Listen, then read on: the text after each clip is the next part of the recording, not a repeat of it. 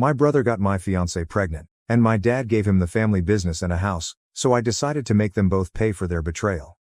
Okay, people, this is going to be long, but I need to get this off my chest. The recent events in my family have been extremely upsetting, but in order to understand why, you must first understand the context. I am 33 years old, and I grew up with my younger brother Alex, who is 30 years old, in what appeared to be a normal household from the outside. But, gosh, the dynamics in our house were severely off. See, Alex was a miraculous baby. Mom had a difficult pregnancy with him, and he was quite sick for the first couple of years, in and out of the hospital, breathing problems, infections, the entire thing. I recall sitting in hospital waiting rooms a lot as a child. I understand that having a sick child is scary, but even when Alex recovered, my parents, particularly my father, continued to treat him as if he were made of glass. Meanwhile, I was expected to be the perfect, responsible elder brother who should know better about everything. Alex could miss school. He needed to recuperate. Alex failed a class. He has been through a lot. Alex broke something expensive. Don't be upset with your brother, what about me? From the age of 7, I was expected to obtain excellent grades, never say anything back, work around the house, and overall act like a small grown-up. The double standard was ridiculous. I recall one incident in high school when I received detention for being late to class and was grounded for a week. That same month, Alex was caught skipping school to hang out with his friends at the mall, and my parents had just spoken with him about it. When I was 15, I started working with my father in his electrical business, not because I was particularly interested in becoming an electrician, but because it was the only way I could obtain his attention or acceptance. And you know what? I actually grew better at it. Very good. I began learning everything I could about electrical work, staying late to watch Dad handle the difficult tasks, reading manuals, and watching YouTube videos to learn more. Meanwhile, Alex remained, well, Alex. He was a smart kid when he wanted to be, but he lacked work ethic. He could enchant everyone with his sad little ill kid routine, which he never outgrew. He attempted college for about 2 semesters, got out because it was too stressful, began an online business selling dropship trash that flopped, and then tried to be a day trader, losing a lot of his father's money.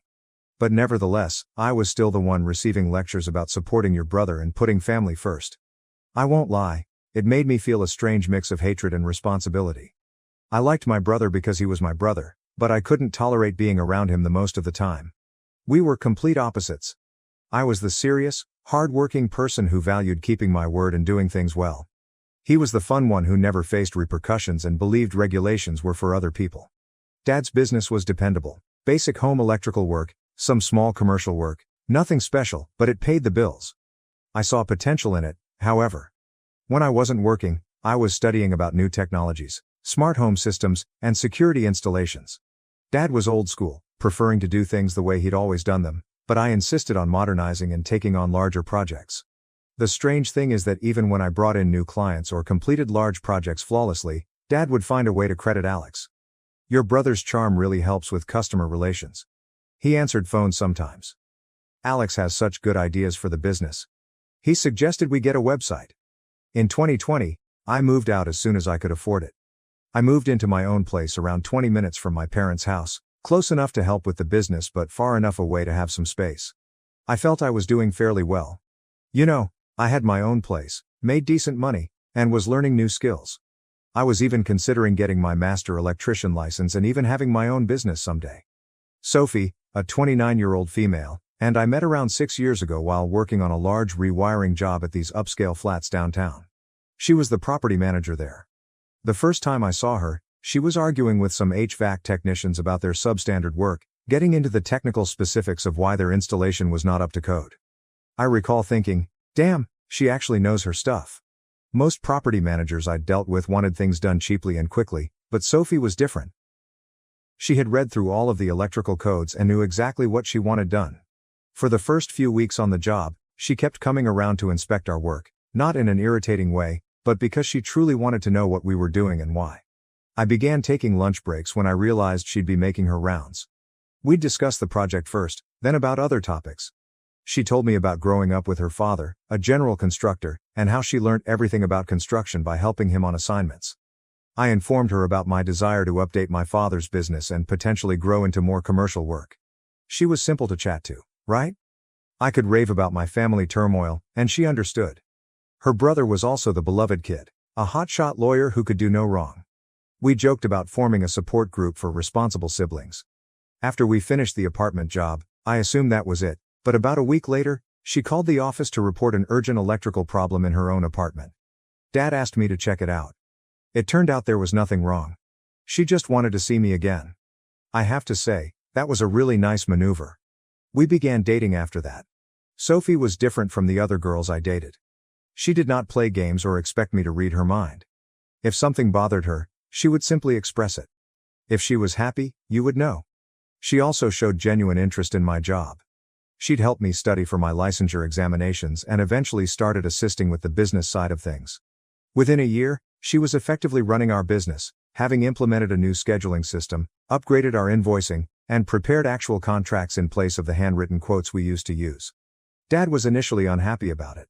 He preferred doing everything on paper, but he had to acknowledge the firm was functioning more smoothly. I finally felt like I was creating something real. We moved in together after 2 years and started talking about marriage and even having children someday. Sophie would joke about our future children becoming electricians and carrying on the family business. Man, I thought I had everything sorted out. The weird part is that my family liked her at first. Mom was continually calling us over for supper, asking Sophie for assistance with computer issues, or soliciting her advice on house renovations. Even Dad warmed up to her once he realized how much she was contributing to the company's growth. We were gaining larger contracts, doing more commercial work, and establishing a solid reputation in the area. Sophie got along well with Alex too. When I became irritated with his latest unsuccessful attempt, she would defend him, telling me that I should try to understand his point of view better, how growing up unwell might have influenced him. Looking back, I should have recognized that as a red flag, but you know how it is when you really trust someone. You do not want to see the signs. We became engaged after 4 years together. Nothing spectacular. I proposed at home after we finished the massive project we had been working on together. She'd been helping me plan this large electrical renovation for a nearby hospital, staying up late with me to go over blueprints and deal with contractors. It just felt right, you know. As if we were true partners in everything. Around a year ago, things began to change. Alex had spent another chunk of Dad's money trying to launch a cryptocurrency trading business, returned home bankrupt, and Dad offered him a job in our office. Just the basics: answering phones, filing papers, and organizing appointments. It should have been simple enough, but Alex always managed to screw it up. Sophie began spending more time at my parents' place, assisting Mom with wedding preparations and such. She stated it was easier to focus on company documents there while Alex was learning the procedures. I was working most days, so it made sense at the time. Following that, everything began to spiral out of control. I began to notice subtle changes about 8 months before everything blew up. Nothing big at first, just minor details that didn't line up. Sophie was spending more time at my parents' house, helping with business matters. She explained that she was educating Alex on our new billing system and assisting Mom with wedding plans. Makes sense, right? I was out on jobs most days, working my tail off to save money for our future. We planned the entire wedding and talked about buying a property. I wanted to do things correctly. But then other things started happening. Sophie changed her phone's password. She has never actually hidden her phone before. We knew each other's passwords. It was no big problem, but she started acting strangely about it. She explained that her banking app required her to update security or something. Whatever, I absolutely trusted her, so I didn't think much of it. Then Alex began acting differently. He began wearing cologne at work. Dude used to turn up half the time in the same clothes as yesterday. He got all these new clothing and started showing up to work on time, which was unusual for him. He was also strangely polite to me, volunteering to stay late at the office and expressing a strong desire to study business. Sophie was talking about him differently. Alex is really getting good at handling the scheduling, or your brother's actually pretty smart when he applies himself. She'd get angry whenever I complained about his messing something up, and even started taking his side in family disputes. The atmosphere in the office also becomes strange. Janet, our receptionist for the past 15 years, was like a second mother to us. She began giving me these looks while Sophie and Alex were working late together, but whenever I asked what was going on, she would simply say nothing and change the subject. Once, I returned to the office early from a task because we had run out of materials. Sophie and Alex were in the break room, giggling over something. There was nothing clearly wrong, but they both jumped as if they had been caught doing something when I stepped in. Sophie mentioned that they were just going over some invoices around 7 p.m. Right. Sophie seemed to talk less about our future. She used to be quite enthused about wedding planning, looking at houses online, and discussing what kind of family we'd have. Then she became quiet about it all. She claimed she was just anxious about work. The true red flag I missed was when she stopped visiting job sites to check on projects. It used to be our thing. She'd bring lunch, we'd go over plans, and solve problems together, but she was suddenly too busy at work with Alex. We had a large family meal approximately 6 months ago. Sophie was acting funny all night, barely speaking and constantly checking her phone. Alex kept attempting to make inside jokes with her. Sophie snorted with laughter when he mentioned that insane person at work. But when I questioned what was hilarious, they both said, "You had to be there." After dinner, on the way home, I finally brought it up. Sophie remained glancing at her phone. "You okay?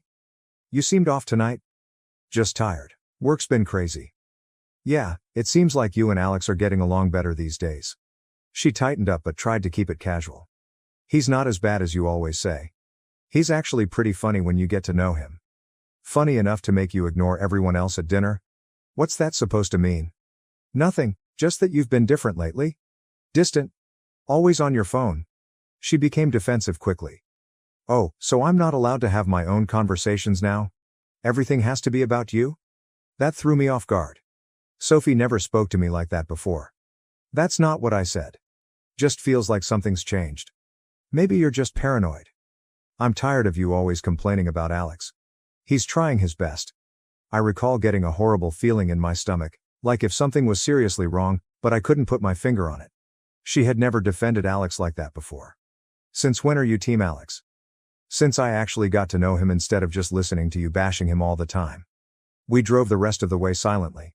Man, all the symptoms were there: the protective attitude, the phone, the inside jokes, the way she suddenly thought Alex was fantastic. But you never want to believe someone you absolutely trust could do that to you, especially not your own brother. I recall lying there that night, watching her try to sleep and thinking, "Nah, I'm just being paranoid." The next several months were just more of the same. Sophie working late, Alex becoming interested in the business, and me being a complete idiot working 12-hour days to save for our future while my brother was stealing my girl right under my nose. Then came the day when everything burst. It was Tuesday. I recall because I was working on a large commercial project that involved rewiring a warehouse. Sophie called about 2 p.m., crying so hard I couldn't hear her.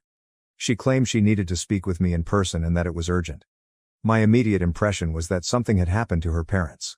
I told my colleagues that I had a family emergency and drove straight home. I discovered her sitting in her car in our driveway. She refused to come inside, instead sitting there gripping the steering wheel as if it was the only thing holding her together.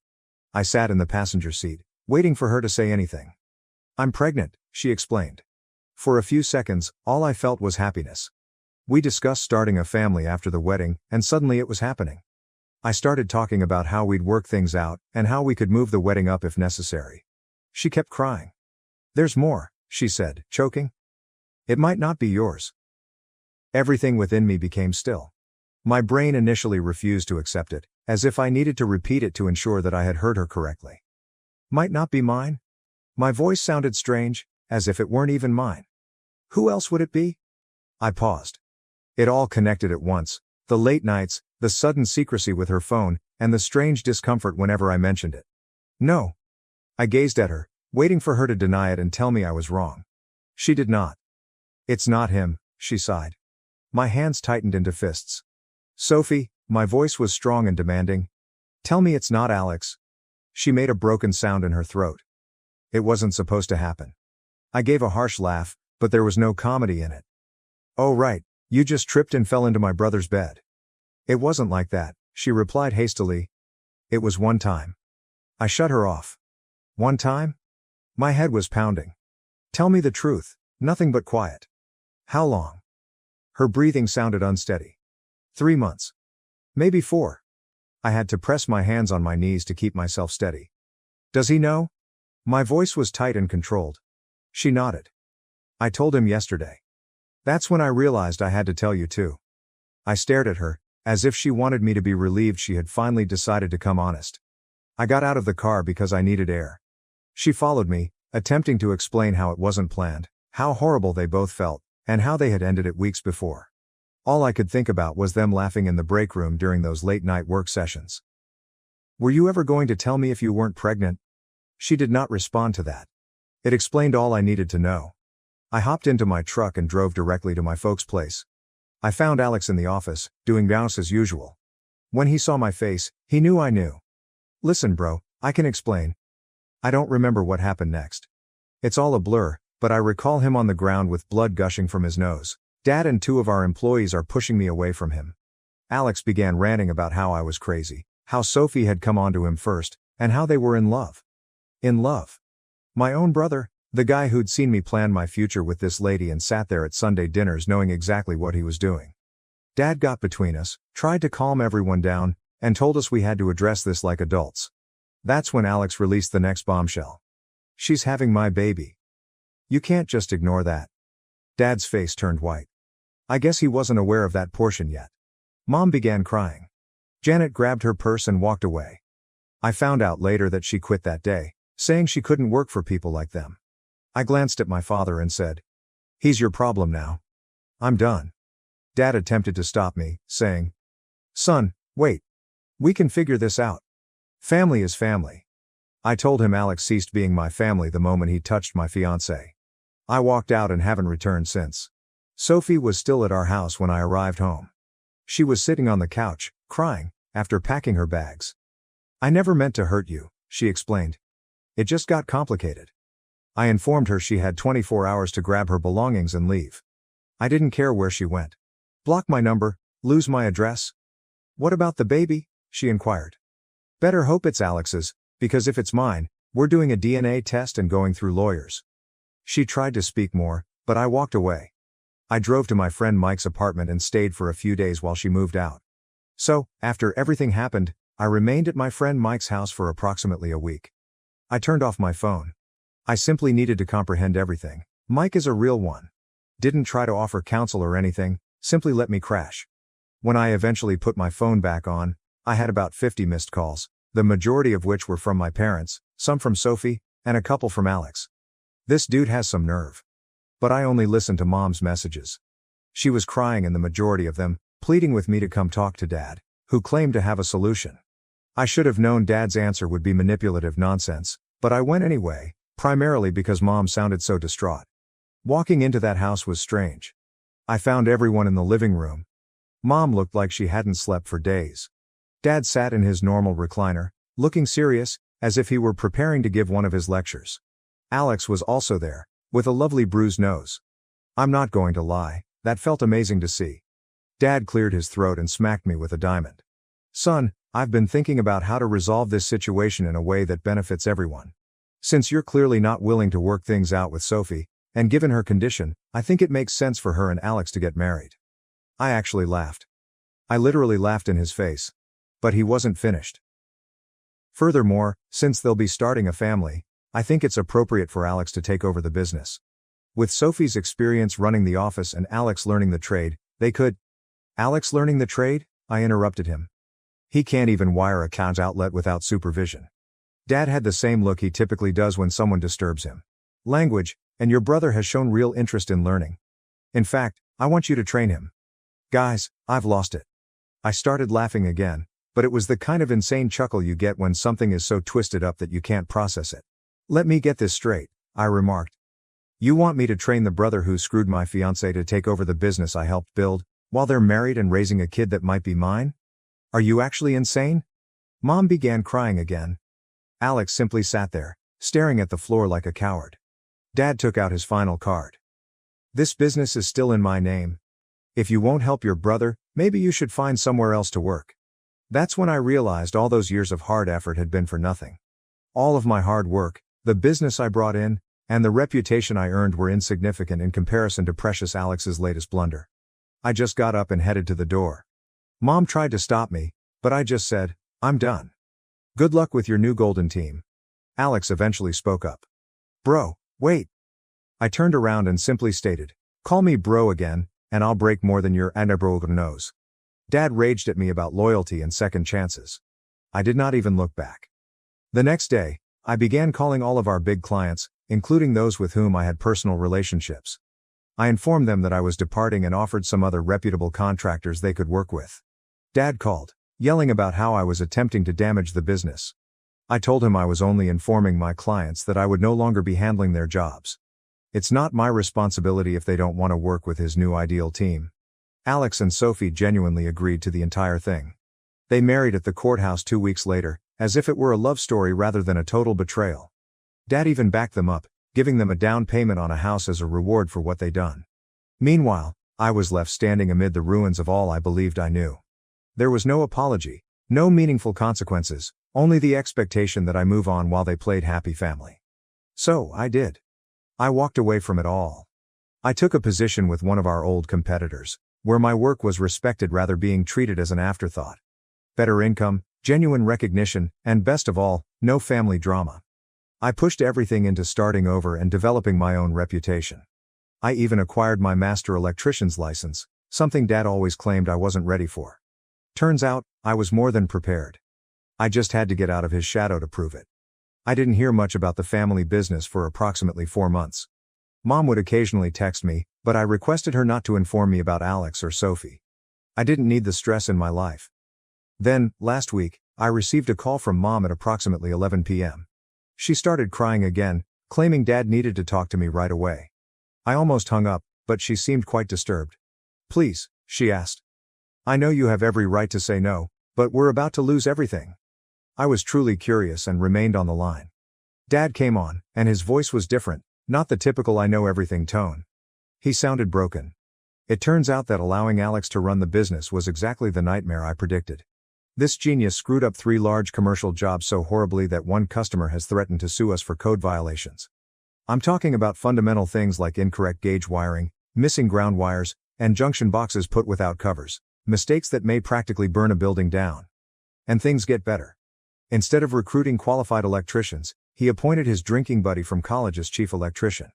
The guy's whole electrical experience involved changing light bulbs in his flat. No license, no credentials, and probably couldn't tell the difference between a voltage meter and a screwdriver. They run a real professional operation there. Then there's the monetary side. Alex reportedly neglected to pay their liability insurance. Consider this. You're in the electrical company. They'd lose everything with one accident or fire. But, hey, why spend money on frivolous things like insurance when you can pocket the cash instead? Because that's exactly what he was doing. Accepting cash payments from consumers while conveniently failing to record them in the books. And the financial genius had been taking out loans against the firm without informing Dad. Multiple loans. We're talking significant money here. And the best part? Nobody can figure out where all that money went. Nothing in his bank account, nothing in his investments, it all vanished like magic. I'm betting his new automobile and the luxury clothes he's been wearing could be a hint. It's almost impressive how thoroughly he ruined everything in just a few months. Dad spent 30 years building this firm, and Alex virtually destroyed it in less than half a year. That's what happens when you give over a profitable business to someone whose greatest accomplishment was becoming the beer pong team captain in college. Dad finally found out when their insurance was canceled, and he began looking into the books. Alex had been concealing all of the difficulties by tampering with the papers, as Sophie had taught him during all of those late hours at work. Most of their seasoned members quit. I can't blame them. Alex treated them poorly, and checks began to bounce. Janet, our previous receptionist, evidently tried to notify Dad about strange activity in the accounts months ago, but he refused to listen. Dad's voice was shaking as he told me all of this, and then he slapped me with, "Son, I need you to come back, help me fix this. We can make you majority owner, give you full control." I told him that I needed to think about it. He started to become desperate. "Please, we're going to lose everything, the business, the house, everything I built. Your mother, she's not handling this well." Then he played his last card. Alex and Sophie split up. She left last week, just disappeared. Left a note saying not to contact her. The baby. We don't even know where she is. Alex wasn't daddy material after all. My response was, "Not my circus, not my monkeys anymore." Dad began with his typical guilt trip about family and devotion. I cut him off. "Remember when I begged you not to give the business to Alex? When I told you he'd run it into the ground? What was it you said? Oh yeah, family is family. Well, this is your family's mess now." Mom called back, weeping about how they might be homeless soon. That hit hard. Mom did not deserve any of this.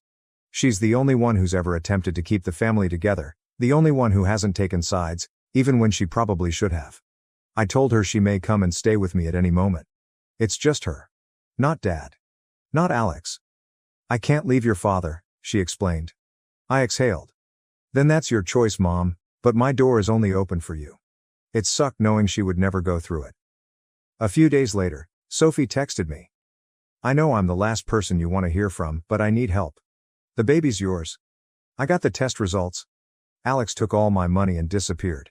Please, I don't have anywhere else to go. I read it, stared at it, and set my phone down. Did not respond.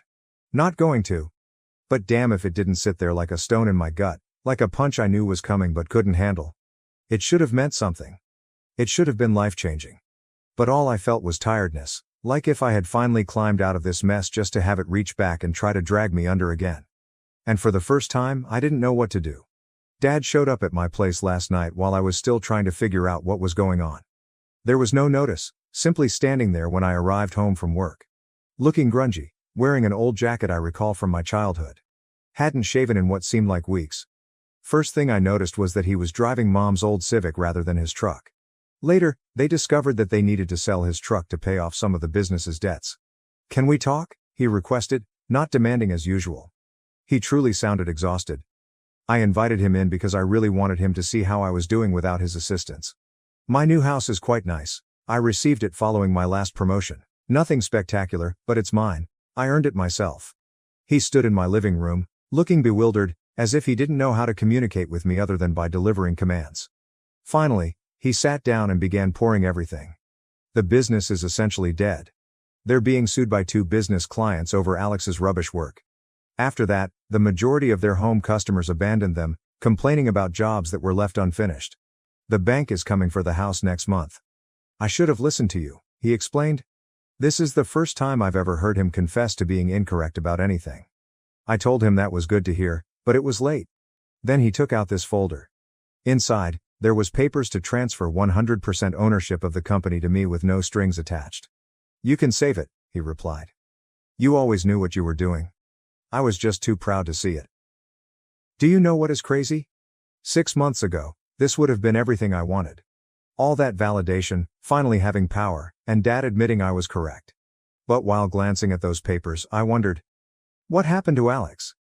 Dad's face simply crumpled. Alex cleared out their savings account last week and disappeared. Left this note about needing to find himself or some BS. Classic Alex, causes a mess and then flees from the consequences. He's still your brother, Dad explained calmly. Number, you replied. He stopped being my brother the day he decided family loyalty meant nothing to him. Sound familiar? That struck him hard. Good. He began telling me how he could help me restore the firm, how we could collaborate and be a genuine family again. I had to laugh. Dad, you're not hearing me. I don't want the business, I don't want your help. I'm done. But this is your legacy too. Everything we built, everything I built, you gave to Alex, remember? You chose him even after he slept with my fiancée. Now you get to live with that choice. He tried guilt-tripping me again about Mom's anguish over the family falling apart. I told him the same thing as before. She's welcome here anytime, just her. She won't leave me, he said? Then that's her choice, and living with the consequences of your actions, that's yours. He sat for a long time before asking quietly, where did I go wrong? I wanted to lay it all out. All the years of favoritism, the continual justifications for Alex, how he discarded someone who genuinely cared about the business for someone who regarded it as a piggy bank to rob. So what's the point? You didn't go wrong, Dad. You got exactly what you always wanted, Alex being in charge. How's that working out? He left shortly thereafter. He looked around 20 years older walking out than when he walked in. I received a text from Mom this morning. They'll be moving in with her sister in Ohio next month. Dad is going to try to find a job there. She asked me once more if I would contemplate assisting them in their stay here. I informed her that my offer stood. She is welcome to stay with me at any moment, but I am tired of burning myself on fire to keep others warm. Sophie still sends texts concerning the baby. I advised her to call my lawyer. I haven't heard from Alex, do not expect to. You know what's weird? I imagined that witnessing them lose everything would be satisfying, as if karma was punishing them for what they had done to me. But honestly, I don't feel anything. Nor pleased, nor sad, just finished. I began dating someone new last month, taking it slowly. She asked about my family, and I simply stated that we are not close. Maybe someday I'll tell her the whole tale, but for now, I'm focused on creating my own life. There is no drama, no poisonous familial BS, and no attempting to gain favor that never comes. I informed Sophie that everything would now be handled by lawyers. Will I be present for my child? Yeah, I am not my brother. I do not abandon my responsibilities. But Sophie destroyed that bridge. We'll work out custody and support through the courts. She made her choices, and now she must live with the consequences, just like everyone else in this mess. For the time being, I'm simply trying to keep my head straight, focusing on work, my new relationship, and creating something unique to me. Some nights, I lie awake thinking about how messed up it is that my children will be born into all of this drama, but you can't undo other people's mistakes. You can only strive to follow your conscience. Sometimes the best vengeance is simply living well. This is the last section, guys. Thank you for following along. Writing it all out truly helped me sort through some of my thoughts. Edit 2. Since people keep asking, yes, if Sophie can show the baby exists and is mine, I will step forward, but only through legal means. No direct interaction. Thank you for watching. If you haven't subscribed yet, please do so and hit the notification bell to stay updated with more shocking real-life stories happening around you.